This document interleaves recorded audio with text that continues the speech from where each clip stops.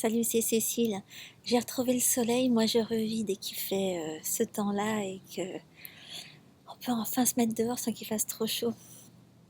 Bon alors aujourd'hui, il faut que je rentre dans le vif du sujet et que je vous parle de la série de webinaires absolument incontournables que je vous ai mijotés. Vous allez voir, ça parle que de choses qui sont mais hyper importantes à savoir. Les deux premiers sur le cancer, c'est en fait deux scientifiques différents. Il y en a une, c'est un médecin qui, enfin c'est pas un médecin, c'est il est docteur en psycho, je crois, euh, qui a fait donc le docteur Turner, qui a fait une étude. euh, En fait, c'est quand elle était à la fac, elle a découvert, enfin elle travaillait dans un centre anti-cancer et à San Francisco, elle a découvert par hasard le livre d'un monsieur qui avait été renvoyé chez lui avec un cancer du poumon 4 hein, et la bénédiction du médecin pour mourir tranquillement parce que il n'y avait plus rien à faire, il avait déjà tout fait, on lui avait déjà tout fait et les toubibs ne savaient plus quoi faire avec. Donc ils l'ont renvoyé chez lui, après chimio et tout le bazar habituel. Et elle découvre ce bouquin qui datait de 20 ans après. Voilà. 20 ans après, il était toujours là. Et, et normalement, il aurait dû y passer, quoi. D'après, d'après ce qui est enseigné actuellement. Et donc, du coup, elle s'est entièrement consacrée à rechercher tout ce qui avait été publié sur le sujet. Et à chaque fois, elle a trouvé 1500 exemples de ce type-là, de cas qui avaient été identifié par des médecins. Oui, alors monsieur machin est venu me voir, il avait tel symptôme, je lui ai fait tel test, effectivement, il avait tel cancer. Vu la gravité, inopérable, intraitable, je l'ai renvoyé chez lui. Fini. Personne, enfin pas un médecin s'est demandé bah, qu'est-ce qu'il va faire après, hein. De toute façon, la médecine s'arrêtait là, on appelle ça la médecine du futur, hein, la médecine la plus puissante du monde. La plus puissante du monde, quelqu'un vient avec un cancer comme ça, il ne peut absolument rien faire. Et donc, il a plein des gens, en fait, qui... euh, là, elle parle de donc elle a été retrouvée, tous ceux qui, suite à ça, ont survécu contre toute attente. Voilà. Et elle a du coup préparé son PhD, donc un doctorat là-dessus, sur les revirements spontanés. C'est pas spontané, hein, parce que la médecine dit spontané, mais ça n'a rien de spontané.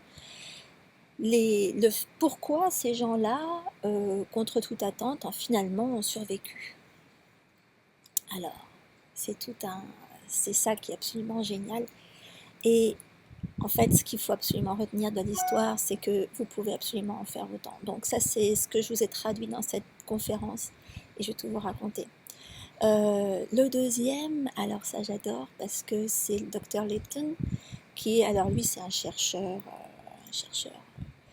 qui est très versé dans l'épigénétique et moi ça c'est mon truc. Et en fait, lui, euh, il vous explique comment les gènes influencent tout ça et en fait pourquoi votre cancer en fait, bon vous avez des prédispositions peut-être, mais ces prédispositions elles ne vont se traduire en cancer que si vous pressez la gâchette, si vous rassemblez toutes les conditions pour, mais pas que ce qu'on imagine. Pas que avec l'alimentation par exemple. Non, ça va beaucoup plus loin que ça.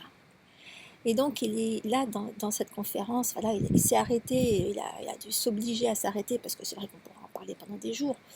Mais donc là, il s'est vraiment forcé de s'arrêter, mais il explique à quel point, encore une fois, vous avez tout à fait les moyens de ne pas subir ça. Et c'est pas parce que dans la famille, vous êtes vos tantes, vos mères, enfin tout le monde a le même genre de cancer, c'est pas parce que eux l'ont que vous allez l'avoir.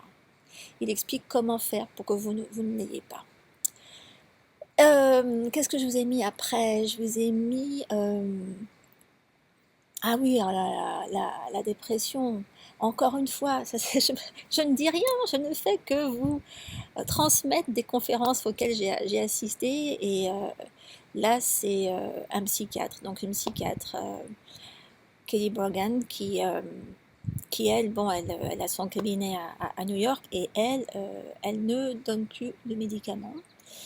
Euh, en fait, c'est encore une fille qui ne fait que confirmer ce que j'arrête pas de vous répéter, que ça dépend de ce que vous mettez à l'intérieur, et ça dépend de l'état de vos intestins, tout ça. Et donc, ce qui est très intéressant, c'est de voir son approche à elle, comment elle fait. Alors, je sais que fut un temps, quand j'avais publié quelque chose sur cette étude qui montrait que les gens qui étaient plutôt euh, végétariens, en général, étaient en moins bon état émotionnel que ceux qui mangeaient de la viande. Ça avait fait beaucoup, beaucoup réagir, ça n'avait énervé plus d'un. C'est vrai, bon, pourquoi pas. Mais en attendant, si vous jetez un œil au type de régime qu'elle fait adopter à ses clients, ce n'est plus aussi étonnant que ça. Et puis évidemment, je vous finis cette petite série par comment l'aromathérapie peut mais considérablement améliorer votre vie. Et c'est un petit peu l'explication de tout ce qui s'est dit avant dans toutes ces conférences.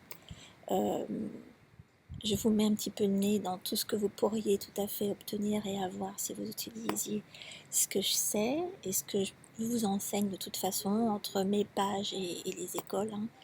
Donc, ça sera à vous de voir tout ça. Vous avez tout ce qu'il faut dans cette conférence.